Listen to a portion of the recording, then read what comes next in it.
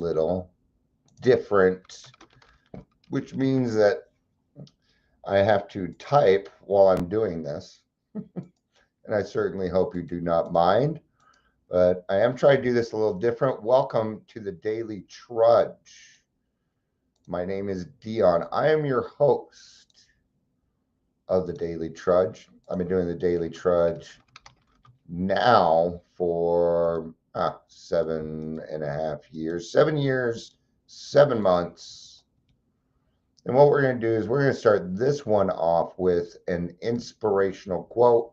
We'll talk about it for a little bit, and then we will get started with the show. Today's inspirational quote comes from Mahatma Gandhi.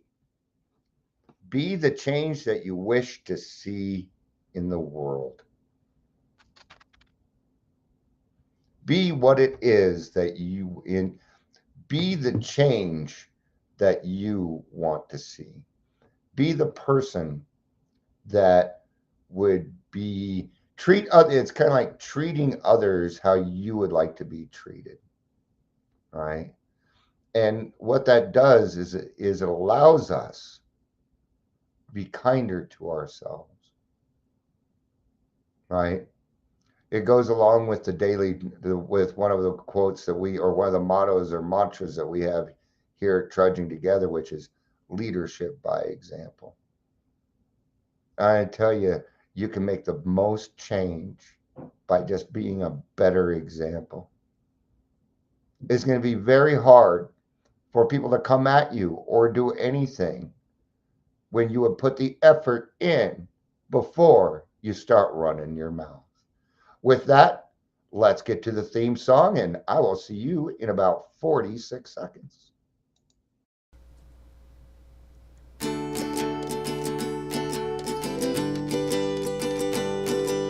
The woods can be dense for our acts. The sea can be deep for our diving. Hope comes and stops us in our tracks. Bravely we prove in our striving, trudging together each day.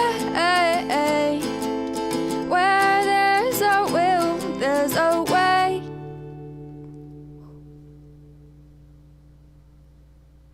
And we are back. We are back. Welcome to the Daily Trudge. My name is Dion, as I told you before. If you're here, please say hello. Whether you're watching the live or the rewatch, it's good to have all of you. Doing this at an odd time today. I asked AI to give me a tough recovery topic. It gave me several here, and there's some tough ones here. See what we got. Diagnostic complexity. Yeah, probably going to stay away from that one. Reciprocal relationships. That's a good topic. We're going to kind of touch base on a lot of these. Reciprocal relationships. This is what we call a give and take basis. And every relationship has give and take bases. Now, that doesn't mean that we need to have expectations, but gee, aren't there what we call reasonable expectations? Yeah. Yesterday I was thinking of a friend, a sponsee who's turned into a good friend of mine. I hadn't seen him for a while. They missed Thursday. We both forgot, right? They're moving, getting their life together. And I call him like, how are you? Haven't heard from you. Oh, speaking of which, I was supposed to call Pastor Marcia at this time. Oh, that's all right. That's all right. Darn it. All right. But it's a give and take relationship. Things, and most of my relationships are based on this. They're give and take. And what does that mean in our world? It means we're not all sick on the same day. Right? Is that you well right? Treatment resistance. Should we talk about treatment resistance? Individuals with dual diet treatment, co-occurrence, listen, emotional struggles. That's a good one. You know, a lot of people in pain out there right now. There's a lot of people in pain right now. And they're struggling, and it's tough, man. You know, I just it's Tuesday. I just got done with. I'm gonna check chat here because nobody has said anything, and we got 3 people, and so I'm just checking. Okay, nobody has said anything yet. Okay, just wanted to make sure chat was working, and you're not required to say anything. So recovery is challenging a dual diagnosis. I never asked about dual diagnosis. Oh, one of the toughest topics in addiction recovery is navigating dual diagnosis. I would agree with that. When somebody is dually diagnosed, what kind of treatment do we put them in? Where do we, now in this case, a dual diagnosis would mean that they're addicted to alcohol and let's say opiates. Okay. So what I'm going to do is I'm going to say, okay, here's alcohol. Here's opiates. Which one do you want? Well, I want the alcohol. Okay, we're going to alcohol treatment. That's the basic. And that's just a real quick one. There's a lot more to it, right? So recovery is challenging and adds the complexity of managing potentially intense mood swings, anxiety attacks, sadness, anger, social isolation, all of which can threaten sobriety, right? Hey, Jimmy. Thank you for saying that too. Good to see you. Jimmy says everybody's carrying around something. We have no idea what it is, though. Yet I would agree with that. Who knows what somebody is going through at the moment, right? I don't know what you're all going through. I may know, because you said something on Facebook, something here and there, but that deep stuff, the stuff that is actually going on, I don't know about. So what do we have? We have kindness, man. Be kind to people. You have to be nice. You have to be nice. I know we're alcoholics, but you can be kind. And it takes very little effort. The one thing that I think is pretty big, hold space for other people. If you meet somewhere where they are at and you hold space and you run into this probably all day long, especially if you have contact with a lot of other people, right? Let's say you just got your coffee at Starbucks. I don't know about you, but I like 2 sugars, a little bit of half and half. It's my preference. So I go walking up to the counter so I can do that. And there's somebody else there. Oh, I'm sorry. I'll hurry up, get out of the way. No, no, no. That's what's going to come out of my mouth. Nope. Don't worry about it. Take your time. You were here first. I'm holding space for that person. And I might be able to change their whole day. I might be able to change their whole day. Maybe they're headed to a job they fucking hate. But somebody gave them a little bit of space before they went there. So they went there and they had a better attitude with people. See, just like we run around and try and ruin other people's days, we can have the opposite effect. And that is going to carry them through more than you know. Sticks and stones may break my bones, but words will never hurt me. Bullshit. Words hurt me. Right? There was somebody that called me gross like a month, 2 months ago. Still on my brain. Hate that one. Gross. Fuck you. See? See how easy it is to get negative? That is not what, hey, no, oh man. I lost all my stuff, and it's not going to give me the same stuff again. It's not. Come on. Oh, it did. So, stigma and shame. See, we don't need to add to the stigma and shame. I'm going to kind of cover that one. I'm going to wrap it up because I forgot that I had to call Pastor Marcia. Stigma and shame. We already carry enough around. Society already does that enough. Where a person can go a year and a half, they go 18 months without drinking. They changed a lot of their ways. They get through their fourth and fifth step. They make amends. They do the 12 steps, but something happened or they had a slip and suddenly the whole world is over. What about the year and a half that they spent changing? It still applies. A few drinks did not take that away from you. Why does everybody think that because somebody had a slip, they have to go all the way back to the beginning and do everything? Well, we must have messed up. We must. Now, you probably faced a problem or you faced a situation where you had no mental defense against the first drink. Let's look at that. And then let's not put ourselves in that situation again.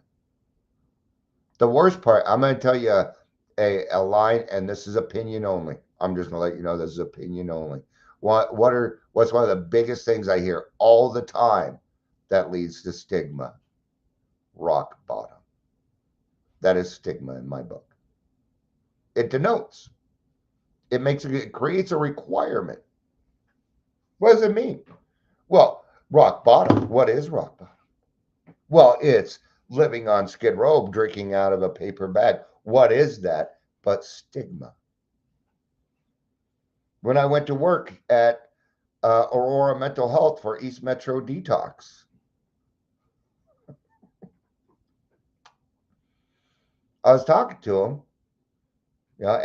and when I left, I talked to them about this also. But I was talking to my manager. Leisure says, I can also be carrying things that I don't know that I'm carrying yet. And then he says, they can think the same thing when people stop going to meet. Yeah. So it's a big thing. I would agree with that, right? But when I was working at Detox, and most of the people that are working at Detox in Colorado anyway, are people that just got their bachelor's degree. Okay. And when you start at a job and you just got your degree or wherever, where do you start? You start at the bottom, right? Makes sense. But in the mental health field, it doesn't work that way when it comes to detox. I asked, okay, so you're sending them here before they can move on to somewhere in the company, right? Yeah. And I said, well, that's stigma. You're saying that detox is the low of the low of the low. That's what you're saying. Well, but that's not what we meant. I'm like, it doesn't matter what you meant. Your actions are showing stigma. And what is stigma? Stigma is usually anger. It usually comes with some self-righteousness. Or it could just be that somebody is naive, that they're not aware of it. They're uneducated on the topic, right? Just like I was talking with the outreach person with West Pines, okay, and they're doing great things. They're doing really good things. So I'm not putting down West Pines at all because I think they went out of their way to do things the right way, and I know it cost them a lot of fucking money. And great job. Thank you. It was a sacrifice that they made, and I recognize that shit, man. Right? But I'm talking with the outreach person there, and they're saying, and she writes back, okay, we already have some, because I reach out to them like, we'd like to help bring some AA meetings to your clients. And it's clear this person has no idea how treatment kind of works. And that's okay. That's all right. They have a servant's heart. That's what matters, right? That's what matters. That's what we're going after. But she writes me, we already have AA meetings going on. I'm like, great. Can you let me know when and where so we can attend and help out the people already running the meetings? Oh, well, we can't let you on the unit. Hey, Civ Society or Sam, good to see you. So, we can't let you into the meeting so what she's saying is the counselors are running the AA meetings and they're doing it on the unit. That is not an AA meeting. That's not an AA meeting. That is a meeting or that is a group that is being held by West Pines by somebody who is being paid, who is a professional. And there's nothing wrong with that. Maybe they're teaching some things about it, but they're not doing it. So, see, what does that mean? It means that she is naive of how AA works. And what a great opportunity to sit down and say, this is how it works and make her life a little bit easier, right? Now, in this case, is it stigma? Not necessarily as much as it is not understanding. Now, she would have come back and said, oh, we don't let AA in because this, and that. Then we'd be working with some stigma. But that's not the way that it went, right? And stigma runs rampant. It usually comes with anger. Now, let's go back to something. We said something earlier. We don't know what other people have been through. And that's the part we need to remember. My mother in law hates me. And she hates me because I'm an alcoholic. That's why she hates me. And it isn't me she hates, it's her ex husbands, yes, plural, who were alcoholic, who abused her. So she expects the same from me. Why would she think any different? Her experience has not been very good. Okay. Can I do leader? Can I be an example to her? No, because she ain't around. There's more to it. Okay. There's more. There's a lot more. So that's right. But I'm using, I mean, so her experience with alcoholics is not good, right? I was talking, if any of you caught yesterday, Tara was on here from she's an interventionist. She runs Love Prevails, which I think is yeah, I got it. You get it? Love prevails. Love solves all problems. I'm telling you, it's the answer. Beatles were right. Right. But I was talking to her a little bit before we got started, and she's like, and she's getting frustrated. And I understand her frustration because I have to cut through red tape just to help other people, and I don't go for that. Okay. I've gotten good at it. I shouldn't have to be good at it. Right. Well, part of the problem was this, and I explained it to her. It's a trust factor. Okay. So what happened is there were a set of people that decided to train recovery coaches no matter how much time they had, and then they set them loose.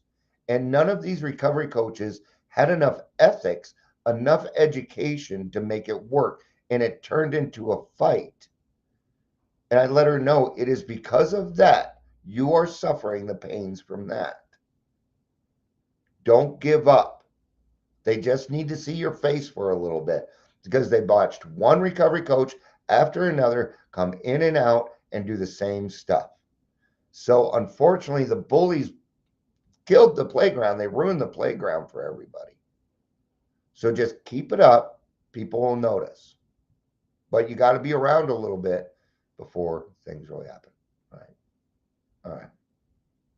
Tomorrow, Sam is going to be on the show. I've never spoken to her. I'm very well. We've done a little bit of talk. We'll get to know each other a little bit before we get started tomorrow. Okay, so you can expect that podcast to come out tomorrow. On Monday, I will be on Take 12 Radio with Monty Man. I'll make sure that gets to you guys too. And I've got some really really cool podcast stuff coming up. I'm looking forward to being able to. We're doing everything that we can over here to reach as many people as we can so we can help. That's it.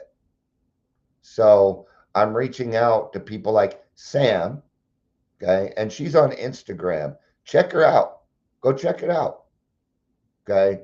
I love it when I find people like minded that are out there trying to help people, keeping their clothes on and not asking you for all their money or not seeking attention. That's the big one. And most of that was a joke, by the way. All right. I got to call Pastor Marcia. I forgot. Haven't spoke to her in 3 weeks. She's just a good friend. So I am too, Sam. It's going to be a lot of fun. It's going to be a lot of fun. I like to have, you know, That's the thing about the podcast, and I'm gonna do a little bragging on myself. We're a lot different than most of the other podcasts. I notice. Okay, now when I listen to a podcast, if the host doesn't shut the fuck up, I'm done.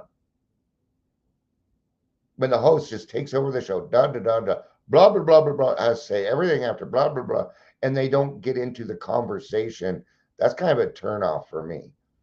You know, it used to be called Raw Recovery with Dion Miller, special guest, blah blah blah. Right? I'm like, wait a minute, how fucking selfish? How selfish of me. I'm the host. I'm not the one bearing my soul. I'm not the one telling my story. I'm not the one reliving my trauma here. This ain't my show. It's God's show. Let's give up. Let's give up. Let's give up the necessity to be the center stage. And it changed it. Now, like tomorrow is going to be Raw Recovery with Sam. It is her show. It's her show. I'm the host. It is my job to make sure that the speaker is comfortable enough to tell the story that they want to tell, that they've been aching to tell, but did not feel comfortable enough to do yet. And nobody gives me shit because I will protect you. They got to go through me first. Awesome. That's awesome. Sam says, first time I'll share my whole story. Should be interesting. I'm looking forward to it. We'll have a great time. Okay? We laugh, we cry. But the main thing, the two things that happen in every podcast, number one, healing. Healing. The person telling the story is going to heal while we're doing it. Maybe not all the way. They're not going to be all the way healed, but it will help them further advance it. Because storytelling releases all this bullshit, especially when you tell on yourself. Number two, it provides hope, a shit ton of hope to other people. What they went through that and they got sober, I can get sober then I can do it. It provides hope, fun, fellowship. That's the third thing. All right. All right. Thank you everybody for being here. Thank you everybody for everything. I got a great fellowship, man. I don't have followers. I have fellowship. I don't like the word followers. But here's my biggest joke so far. I don't think two of you have heard it. I may have a lot of followers, but this is my number one fan. All right, we're going to end on a dad joke. Thank you all for being here. I love you. You know I do. Peace out and have a day.